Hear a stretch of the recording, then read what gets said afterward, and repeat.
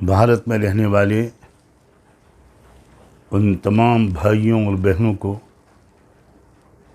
मैं सलाम पेश करता हूँ जिनके अंदर अभी इंसानियत बाकी है।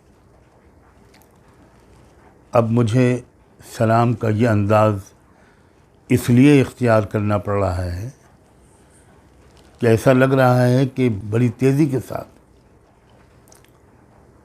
भारत की आबादी में ऐसे लोगों की संख्या, ऐसे लोगों की तादाद बहुत कम होती जा रही है जिनको इंसान कहा जा सकता है। रेल में सफ़र करते हुए एक आदिवासी पुलिस इंस्पेक्टर को उसका जूनियर गोली मारकर हलाक कर देता है और फिर 3 अलग अलग कंपार्टमेंट्स में जाकर ढूंढ कर 3 ऐसे मुसलमानों को अपनी हैवानियत का शिकार बना देता है जो देखने में भी मुसलमान नज़र आते हैं। और फिर तड़पते हुए लोगों को देखकर वो कहता है कि अगर तुमको इस मुल्क में जीना है तो मोदी और योगी को वोट देना है। रात के अंधेरे में एक मस्जिद में घुसकर उस मस्जिद में एक नौजवान 19-20 साल नौजवान लड़के हाफिज़ इमाम साद जो वहाँ पर इमामत करता था उसे चाकुओं से गोद कर कुछ इंसान नुमा जानवर हलाक कर देते हैं। होम मिनिस्ट्री की रिपोर्ट आती है कि सिर्फ 3 साल के अंदर हमारे देश में 13 लाख से ज़्यादा लड़कियां और महिलाएं मिसिंग हैं, लापता हैं। कुछ खबर नहीं कौन दरिंदा उनको कहाँ भगा ले गया, कुछ खबर नहीं कौन सी लड़कियां जानबूझकर अपना घर छोड़कर चली गई, किनको किडनैप कर लिया गया, किनको रेप करके मौत के घाट उतार दिया गया। क्या अब भी हम नहीं जागेंगे? अब भी हम हिंदू मुस्लिम करते रहेंगे? अब भी हम इलेक्शन का खेल खेलते रहेंगे?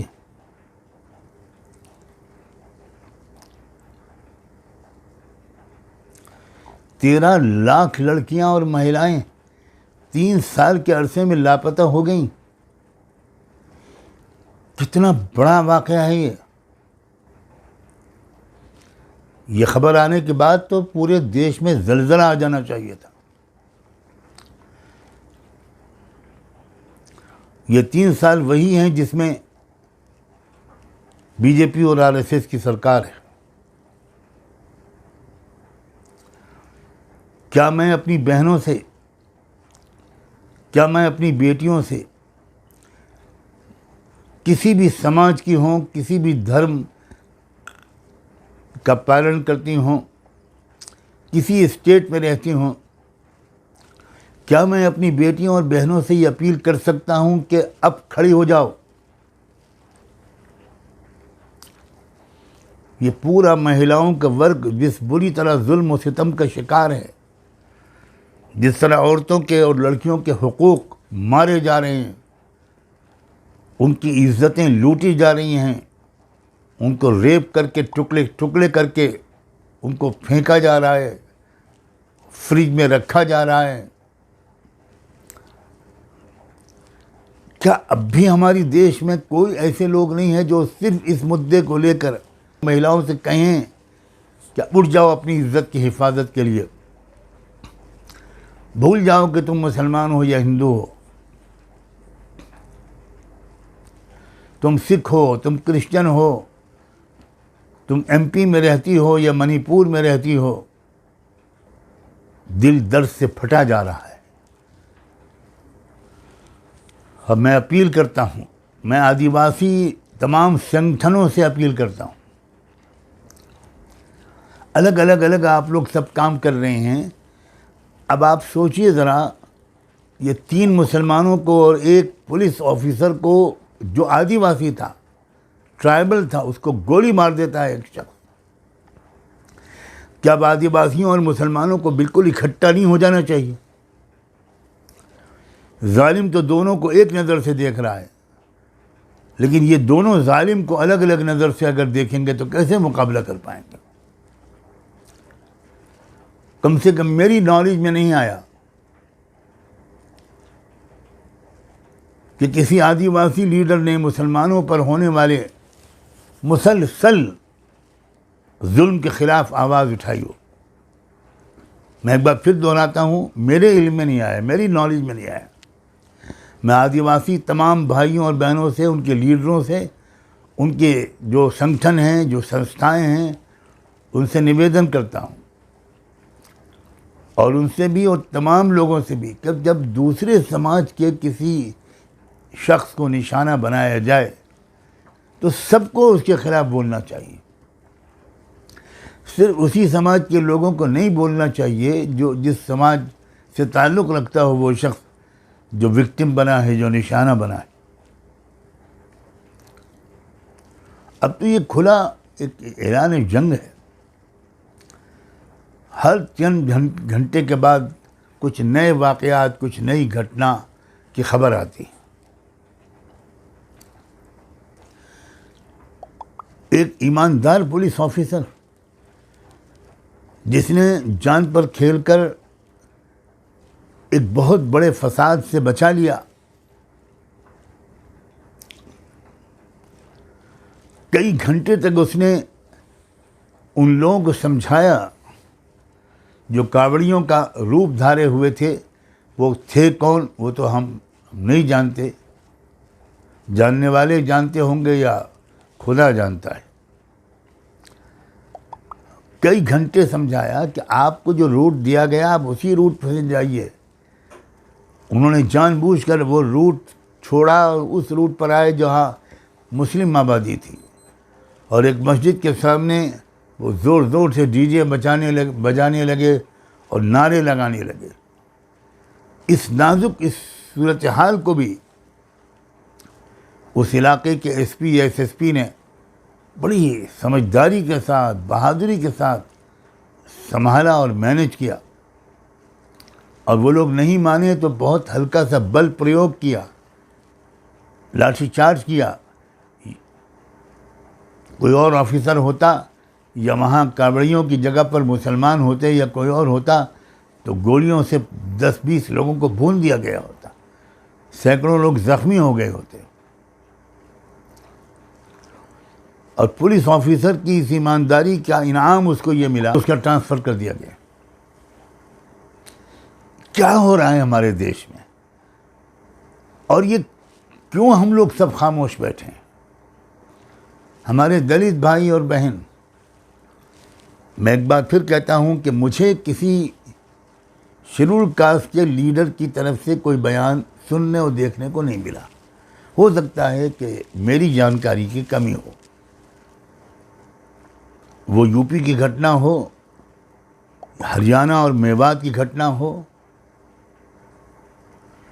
ट्रेन की घटना हो, जयपुर बॉम्बे एक्सप्रेस की, या कोई वाक़या हो, सबको बोलना चाहिए। अपने गुस्से का, अपने गम का इजहार करना चाहिए, और मिलजुल कर एक कोशिश शुरू होनी चाहिए। वी आर टू लेट, हम बहुत ज़्यादा ताख़ीर हो चुकी है।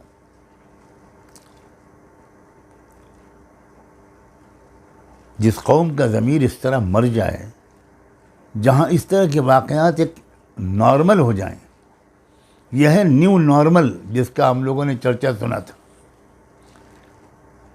यह है न्यू इंडिया, और अब तो इंडिया कहना भी मुश्किल है। यह नया भारत, इसका निर्माण करना चाह रहे थे हमारे संघ परिवार के लोग। और भारत सरकार के लोग।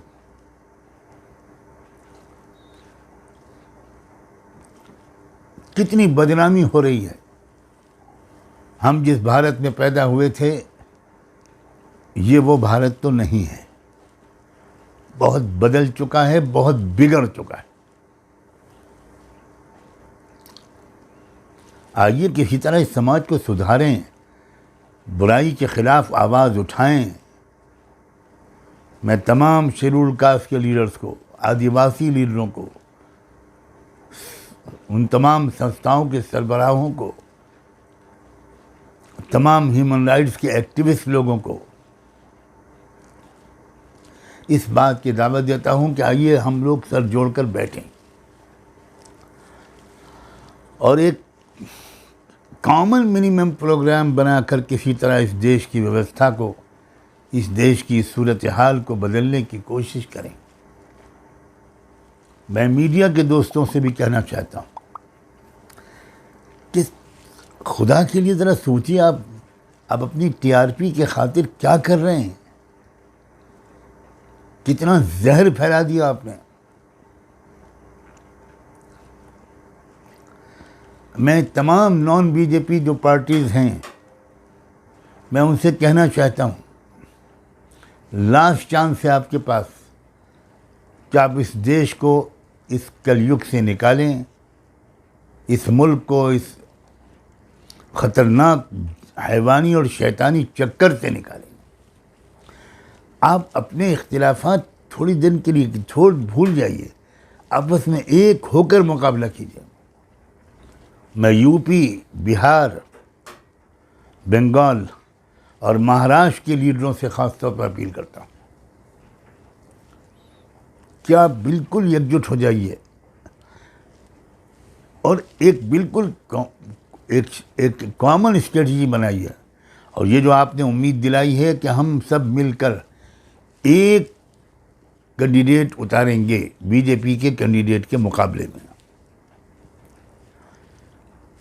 एक ये कदम आपने अगर उठा लिया तो आप भारत के इतिहास में आपके नाम गोल्डन वर्ड से लिखे जाएंगे।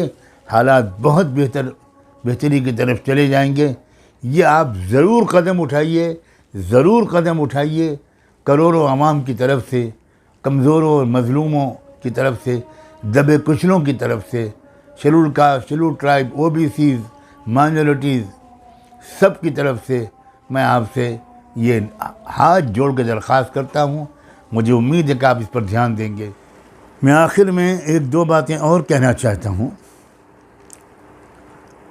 मेरी जानकारी में नहीं है कि अभी तक रेल मंत्री ने कोई कदम उठाया है, कोई ऑर्डर पास किया है या कोई स्टेटमेंट दिया है आरपीएफ के इस खूंखार दरिंदे को कानून के अंदर लाने के सिलसिले में।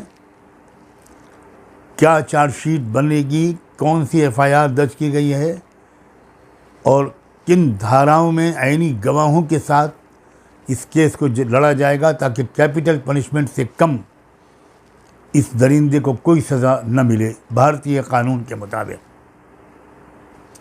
मैं फिर कह रहा हूं कि मेरी जानकारी में नहीं, हो सकता है कि उन्होंने कोई बयान दिया हो और मेरी नज़र से अभी न गुजरा। इसी तरह होम मिनिस्टर साहब, उनका भी कोई बयान मेरे सामने नहीं आया। मैं ये उम्मीद नहीं करता कि इतने एक्टिव हमारे होम मिनिस्टर, अभी तक उन्होंने कोई इस सिलसिले में साफ बयान जारी न किया हो। लेकिन मैं सिर्फ ये कह रहा हूँ कि मुझे अभी उनके किसी बयान के बारे में जानकारी नहीं मिली। दुआ करता हूँ और उम्मीद करता हूँ कि उन्होंने कोई बयान और कोई इंस्ट्रक्शंस जारी कर दिए होंगे। फिर इससे भी आगे बढ़कर इस खूंखार दरिंदे ने दो नाम लिए, हमारे मुल्क के रिस्पेक्टेड प्राइम मिनिस्टर का और उत्तर प्रदेश के ऑनरेबल चीफ मिनिस्टर का। यकीनन इन दोनों ने कोई बयान जारी किया होगा कि हमारा कोई ताल्लुक इससे नहीं है,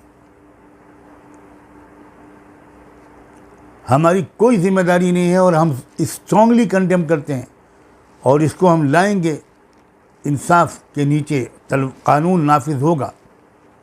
हमारे उत्तर प्रदेश के चीफ मिनिस्टर तो एक धार्मिक रहनुमा भी हैं, उनसे भी यकीनन मुझे ये उम्मीद है। प्राइम मिनिस्टर तो एक इंटरनेशनल शख्सियत हैं। मेरी जानकारी में अभी तक नहीं आया। मैं इंतज़ार भी कर रहा हूँ, दुआ भी कर रहा हूँ। और अगर आप में से किसी को कुछ मालूम हो कि हमारे दोनों इन बड़े लीडरों ने, प्राइम मिनिस्टर ऑफ इंडिया ने और चीफ मिनिस्टर ऑफ यूपी ने, कोई बयान जारी किया है, कोई कदम उठाया है, तो मुझे ज़रूर मुत्तला करें। ये अजीब अफसोस की बात है, 3 मुसलमान बेगुनाहों को जो बेचारे ट्रैवल कर रहे थे, सफ़र कर रहे थे, न कोई जुलूस में थे, न कोई जलसे में थे, न बोल रहे थे, न कोई प्रोटेस्ट कर रहे थे, उनको गोली मार दी गई। तो इन दोनों को तो बहुत खुलकर सामने आना चाहिए कि ये हमारा नाम लेकर बदनाम किया गया है हमको। हम किसी कीमत पर इसको बर्दाश्त नहीं करेंगे। अगर इन दोनों ने बयान जारी कर दिया है तो मैं वो बयान सुनना और देखना चाहूँगा, और मुझे उम्मीद है कि उन्होंने जारी कर दिया होगा। लेकिन अगर नहीं किया तो मैं इस पर अपने ताज्जुब ही को ज़ाहिर कर सकता हूँ और ये रिक्वेस्ट कर सकता हूँ कि विदाउट एनी फर्दर डिले, मज़ीद ताख़ीर किए बग़ैर, ये दोनों लीडरान इस बात को कंडेम करें। कितनी हैवानी गैर कानूनी हरकत इन दोनों का नाम लेकर की गई है। एक नाम और सुनाई पड़ रहा है उस वीडियो में, ठाकरे। मेरी समझ में नहीं आ रहा इससे कौन से ठाकरे मुराद है। क्या अगर उद्धव ठाकरे जी मुराद हैं, क्योंकि ये महाराष्ट्र में घटना हुई है, तो अगर ये उद्धव ठाकरे मुराद हैं तब तो उद्धव ठाकरे को तो खुलकर सामने आना चाहिए, उनको प्रेस कॉन्फ्रेंस करनी चाहिए